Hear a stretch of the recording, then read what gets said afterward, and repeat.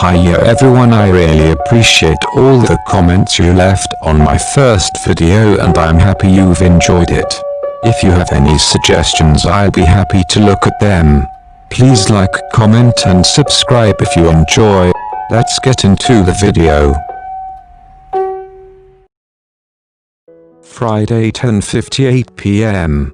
Komori hurried over to his cousin's house knowing full well the state he'd be in. SakuAtsu always had a tendency to overthink little things, making him be anxious and panic. In real life, Komori ran into his cousin's room, busting the door open to see his cousin curled on the cold wood floor crying. "Kiyumi, it's me Komori, don't freak out, I'm gonna touch you, okay?" Komori spoke softly, knowing SakuAtsu would freak out because of his phobia. Komori took his cousin in his arms, hugging him and carefully trying to calm him down. He decided to try and find out what's going on. Osamu and Komori private chat. "Hello, sorry to bother you, but have you seen Atsumu today? You're SakuAtsu's cousin, right? He was in school, I haven't seen him since, though I'm at Tsuno's house. Why, is everything okay?" SakuAtsu is freaking out.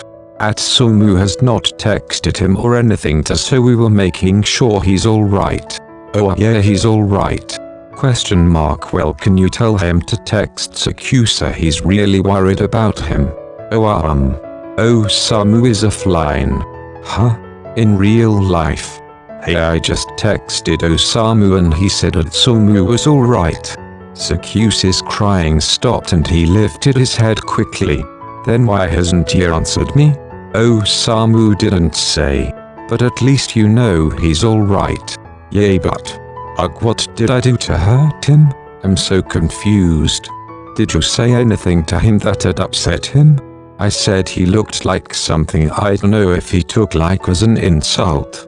I was just joking, I thought he understood that." "Fuck him, so stupid." SakuAtsu yelled, banging his fists on the hardwood. Millions of thoughts still flooded SakuAtsu's mind, but he was relieved most of all, at least knowing he wasn't hurt physically. That's what mattered most to the worried boy. "Thank you, Komori." Saturday 8:33 a.m. SakuAtsu and Atsumu private chat. "Happy anniversary, Atsumu. I just want to apologize if I hurt you in any way or upset you. For you to ignore me. I don't want to live without you because you're my world. But if being without me would make you happy, then I'd do it without a second thought. Just please let me know what you need, please." SakuAtsu sat for the rest of the day awaiting a text and call he knew would probably never arrive. He couldn't focus on anything else, he didn't want to focus on anything else. All he wanted it to know if Atsumu still loved him. Friday 5:28 p.m. Nothing was heard from Atsumu. SakuAtsu had even tried texting Osamu and Suna, but neither of them answered him. Did the whole family hate me now? He was so stressed to the core that he was currently scrubbing down his whole house. For the second time, his mum even tried to get him to stop stressing and rest, but nothing worked. The only thing that calmed him was his cleaning. His scrubbing the counters was promptly interrupted by the sound of the loud doorbell sounding off throughout the house. He groaned, not wanting to be interrupted. He took off his gloves, fixing the mask on his face and heading to open the door. His heart stopped when he saw the figure at the door, a bright smile that warmed the world. "Atsumu?" Atsumu stood at the door, a huge smile adorning his rosy cheeks. He held a bouquet of white roses with a few pink and red littered in there, a look of guilt and happiness on his face.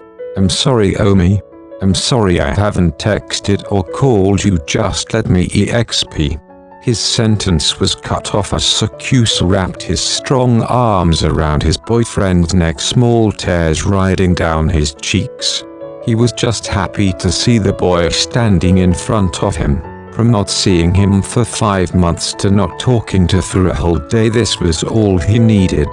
Atsumu looked on in shock, his boyfriend not even asking about if he showered or not, which for SakuAtsu was highly unusual. A smile came upon Atsumu's cheeks as he wrapped his own arms around his waist. What happened? Why are you here? Why haven't you answered me? Are you alright? I'm sorry Omi, I'll explain everything, just please just trust me and come with me. SakuAtsu looked him in the eyes, pondering if he should trust him. Of course SakuAtsu trusted him, there was no doubt about it. But he still was worried, not wanting to get broken up with today. He ran in the house, grabbing his phone and coming back out. Oh, and happy anniversary Omi, I love you. He handed SakuAtsu the flowers, in which SakuAtsu accepted them gratefully. Atsumu led the curly-headed boy to the car him and his twin shared, promptly getting in and driving them to a nearby park. The two sat in a slightly awkward silence, neither knowing what to say. SakuAtsu had a flurry of questions revolving around his head. He didn't know whether to ask or just wait for his boyfriend to talk first. You're gonna have to trust me that all your questions will be answered. But I do need to blindfold you. SakuAtsu's eyebrows furrowed as he just hummed and nodded lightly, the confusion blatantly obvious on his face. Please just keep me away from the people. Ah yes, I'm just gonna let a random person who you think will have billions of deadly virus germs touch you so you can stress yourself to death. I hate you. I love you too. The two walked for about 10 minutes, Atsumu leading the way while SakuAtsu just let him pull him along, worry filling his mind. Atsumu untied the blindfold and SakuAtsu blinked his eyes, getting used to being back into the light. As SakuAtsu took in his surroundings, his eyes widened and his mouth opened widely. He stood there like a statue, mesmerized by the scene in front of him. There was a blanket set on the grass close to the pier, adorned with bowls and cups and different and wondrous foods, some of which SakuAtsu noticed he loved deeply but Atsumu despised. The glowing setting sun, a crisp circle in the bloody sky, illuminated the unsteady waters. The sky burned a deep orange as the sun was ducking behind a black mountain in the distance. Small candlelight kept the area around the blanket lit, flickering away. Red, white, and pink rose petals laid on the ground, spelling out a chic, happy anniversary SakuAtsu. I've been so busy planning this for you Omi. Yesterday I drove here making sure I had the spot and to plan where I wanted things to go. And today I had driven here really early to set up, so I'm sorry for ignoring you, was never my intention. But I do hope you like it Omi. You did this all for me. Atsumu nodded. Wait, you aren't mad at me? Atsumu shook his head in confusion. Be mad at Omi? Not even in my wildest dreams. SakuAtsu was speechless. He really did jump to conclusions. The worst of conclusions, at that he should have known it was never intentional.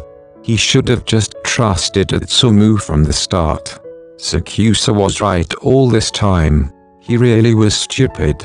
For the second time today SakuAtsu hugged his boyfriend tightly, tears falling down his cheeks. Happy 2-year anniversary Omi. You mean the absolute world to me. I'd never give you up for anything. Even if I'm an annoying and overbearing germaphobe sometimes. Especially since you're an annoying and overbearing germaphobe. I love everything about my Omi. He's perfect. I think you're talking about yourself. Nope. I fucking love you Atsumu. I fucking love you too SakuAtsu.